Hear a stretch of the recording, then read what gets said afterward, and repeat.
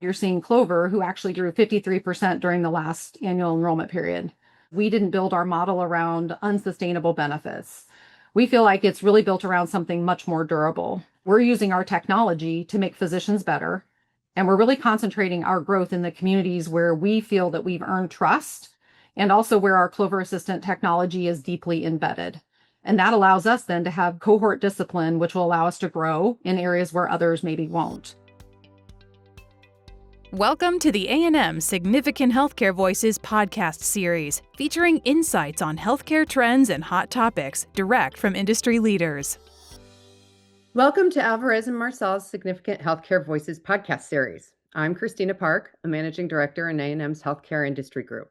I'm joined by my colleague, Susan Trimble, as senior director in our practice. And we're so excited to have Jamie Reynoso joining us for our podcast today. Jamie is the Chief Executive Officer of Medicare Advantage at Clover Health, a physician enablement technology company committed to bringing access to great healthcare to everyone on Medicare. This includes a focus on seniors who have historically lacked access to affordable, high-quality healthcare. Clover's strategy is powered by their software platform, Clover Assistant, which is designed to aggregate patient data from across the healthcare ecosystem to support clinical decision-making and to improve health outcomes through the early identification and management of chronic disease. For members, Clover provides PPO and HMO Medicare Advantage plans in several states, with a differentiated focus on their flagship wide network, high choice PPO plans. Jamie has more than 30 years of healthcare experience and is responsible for leading Clover's success over the past few years, overseeing the plan's operations, service, network, clinical, and IT, and previously served as its chief operating officer. Jamie also spent over 16 years at United Healthcare Group and is the vice president of emerging business there. We're excited to learn more and look forward to diving into our conversation. Welcome to the podcast. Welcome, Jamie. Thank you. Well, Jamie, as our first question, we'd really like to start talking today about the very dynamic healthcare landscape and really looking across the changing Medicare Advantage market. So many things have been shifting in the past year, including demographic shifts, the regulatory changes, product design rethinks across the board, and member preferences. Clover seems very uniquely positioned, given its sort of technology-first capabilities, to really effectively address some of these headwinds. What are you anticipating as your priorities that will most significantly shape Clover Health's performance in 2026? Yeah, it's a great question. You're right. The Medicare Advantage market is really at an inflection point. I think you've seen a lot of years of benefit inflation. You've seen brokers who are actively switching, helping to switch members.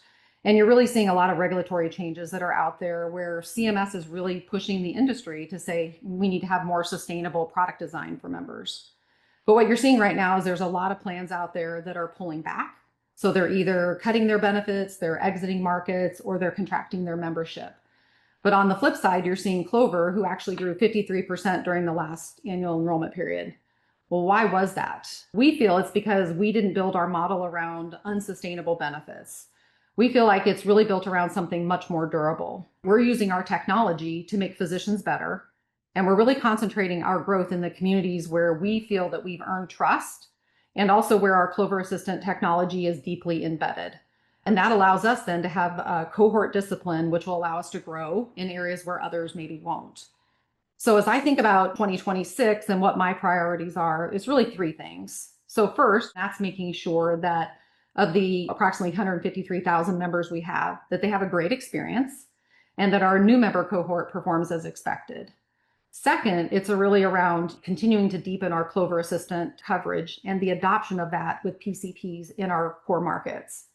And then third, it's really demonstrating that market-leading growth and a path to profitability can actually coexist in Medicare Advantage. I think a lot of people are thinking in this industry that that's still not possible, but we believe we're going to be able to prove it this year. Jamie, that growth of 53%, that's amazing. So congratulations on that. I would love to hear what accomplishments over the past year best showcase the drivers behind that growth. And also, how do you ensure that you're balancing the growth with quality of care for your members? Yeah, thank you, Susan. That's really a great question. I think, it's something that we're really proud of. I would actually push back a little bit on the idea of that you can't really balance growth and quality. I think for us, it's really the same thing.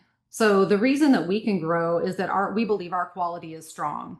And one way that that is shown is we're the number one PPO plan nationally on our core HEDIS quality measures. And for us, that's the second year in a row. And for us, that's really, it's not a vanity metric, but really we're saying that's really what is driving our mission to drive member retention, physician trust, and to ultimately improve our financial performance. And I would say the accomplishment that I'm most proud of from 2025 is what I would say we call it our playbook replication. And what that means is we had 27% growth in 2025, and then we had our over 50% growth in 2026. And we learned a lot about it, and we learned how to do it right. What we believe is where we have our Clover Assistant coverage is the strongest. And in markets where we have deep provider relationships, and we know in markets where we know how to support our members through their first year in our plans, we actually believe that's our playbook, and we took it and we replicated it, and we were able to scale it. And 97% of our members are actually in our flagship wide network PPO. And for us, we're extremely proud of the fact that not only did we have the growth, but we also had exceptional retention. And I think everybody sees when you have retention, that's your membership saying, hey, we're staying with you because we believe there's value. And at the core, our members who came from us actually were switchers from other plans. And so they didn't choose us just based on the benefits that we offer. They chose us because of who we are. And it wasn't because we outbid somebody on our supplemental benefits. They said, wow, we really like what Clover is offering. And so that's how we're saying we can balance growth with quality. You grow where you have clinical infrastructure in place. You can actually support those members when they come on board. And that is a principle that we continue to have the temptation that you want to scale and you want to go everywhere. But we believe we need to take the model that we have today and we need to be able to replicate it in order to grow. And for us, retention is really pretty straightforward. Members are going to stay with you when they feel that they're getting value and they can see the doctors that they want and that they experience consistency from day to day. So for us, the way that we're doing that is one, value, of course. We believe we have attractive, affordable benefits that members can understand. They have broad access through our wide network PPO. And so again, they can see the providers that they want to see. And it's experience, right? Every single day they want to have reliability in the customer service area. And I think it's much more important than people think. So we have a continued focus on how do we continue to improve our experience. And then clinical continuity. As members remain with us longer, care becomes more proactive and coordinated. And we do that through our technology, where we're reinforcing satisfaction and trust. So for us, as we continue to scale, execution is going to matter even more. And we're going to continue this year to really focus on delivering excellent onboarding experience. And we're also going to accelerate clinical activation for new members. And we're going to do that through our deeper Clover Assistant engagement and provider integration. I'm so glad you brought that up, Jamie. I think the ability to scale and continue to maintain the quality and really kind of create that rich experience for your members is so compelling, and agree with you around people leaving the market and you guys continuing to have the success that you're having as you move forward. I'd be a little remiss, given you are a technology-enabled organization, to not kind of ask you a little bit about technology and AI enablement as we look at the industry. And it's on the forefront of everybody's mind. And given those unique capabilities of Clover, would you tell us a little bit more about sort of the technology enablement of Clover Assist and how it supports improving the patient outcomes and empowering clinicians, and where you see AI kind of converging with the way that you're going to market and that you are really kind of engaging with your members? Yeah, I would love to talk about it. I think I would probably start off by saying I think the most important thing to understand is our Clover Assistant technology is not a pilot. It's not a proof of concept. It's actually a live production scale AI platform that we've been running inside a real Medicare Advantage plan for many years. And it's being used by our primary care physicians across our wide network every single day. So what it does for us is it really brings together the entire healthcare ecosystem. So it's bringing together a lot of data. It's bringing lab, pharmacy, claims, hospitalizations, ER visits, imaging, specialist notes, anywhere people are accessing healthcare, and it's surfacing that data as actionable clinical insights at the point of care. So before a physician actually walks into the room to see a Clover member, they can actually see the gaps, they can see any flags, they can see history that might otherwise be invisible to them. And what I think matters for the audience is our AI is clinician facing. So there's a lot of AI out there in healthcare that we hear about, but it's really aimed at consumers, which I think, again, is great. There's a role for that. But the clinical complexity of the Medicare population, seniors who are often having to manage 4, 5, 6 chronic conditions simultaneously, that's going to require a physician to have better information. And it's not going to be on an app on someone's phone. And we're in the business of empowering the doctors, and we believe that Clover Assistant is how we can do that at scale. I'm going to pivot just a little bit and ask you a little bit more about your career. Jamie, how has your experience as a woman shaped your approach to leadership decisions you've made? For example, around payer operations or member outcomes. Can you give us an example? Yeah, I would love to. It's a question that I have thought about a lot over my career because I think the honest answer is it actually shapes you in ways that you don't recognize when it's actually happening. So when you're in a room and you're the only woman or you're one of very few, you develop a certain kind of attention. You learn to listen differently. You also learn to be more precise with the words that you use because you know you're going to be held to a higher standard or rigor.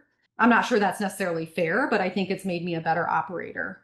So I would say probably a really good example that I could share is early on in my career, I noticed that when we were in rooms, the boardroom, or we were in large meetings, the way that we were talking about our members and how they actually experienced healthcare was different from those who were actually using it. And so I felt like the metrics that we were tracking didn't always match with what we were seeing. So if you think about a 72-year-old woman who's in New Jersey and they're trying to navigate their healthcare, the question I kept asking is, but what does it look like from where they're sitting? And how do we put ourselves in their shoes? So I think that's a question that I continue to ask. And you want to make sure that, again, we're building a system that is designed for those members and what they need and not necessarily from our perspective. And I would say at Clover, where that really shows up for us is in things like our home care program. And we have our community pharmacy work that we do in New Jersey.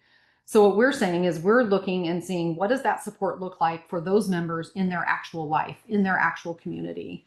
And not just what looks good on a quality measure, but what is actually going to be meaningful to that member.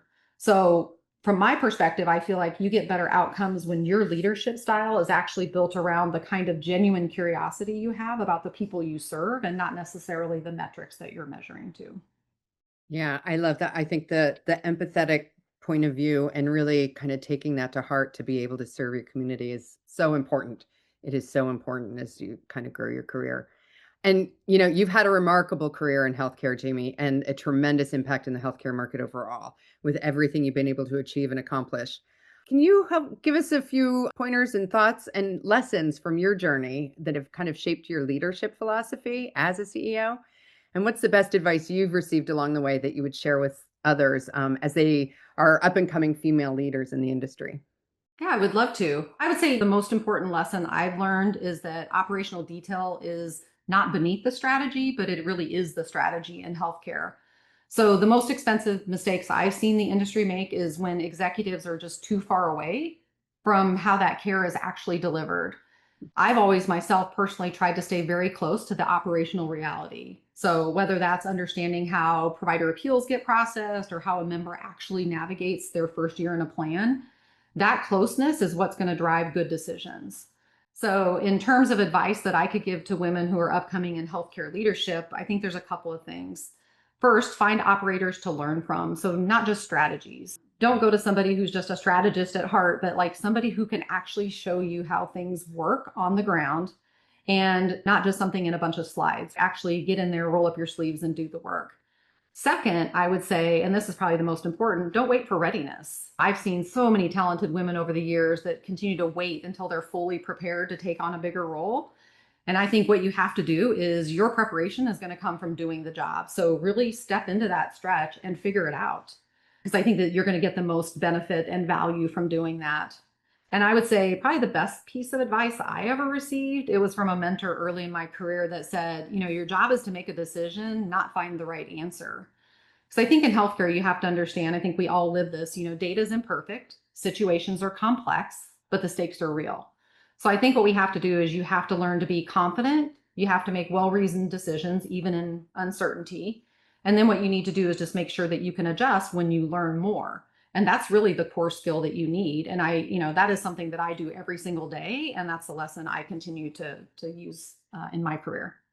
I love this advice. Thank you so much, Jamie. And thanks for sharing your insights on the industry and your experiences in your career and for taking the time to speak with us today. I appreciate it. Thank you so much for this opportunity.